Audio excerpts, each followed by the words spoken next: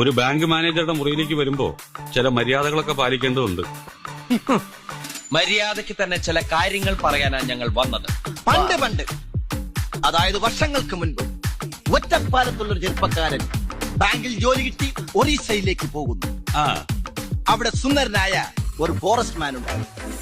അയാൾക്ക് സുന്ദരിയായ ഒരു മകളുണ്ടായി. പേര് വസുന്ധര. ആ കുട്ടിയുടെ അമ്മ മരിക്കുമ്പോ അവർക്ക് 2 വയസ്സ്.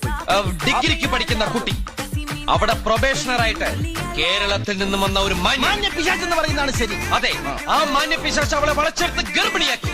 നിങ്ങളെന്ത് ഭ്രാന്തായി പറയുന്നത്? എനിക്കൊന്നും മനസ്സിലാവുന്നില്ല. മനസ്സിലായില്ല? അവിടെ ഒരു ജാരസന്തതി പിറക്കുന്നു.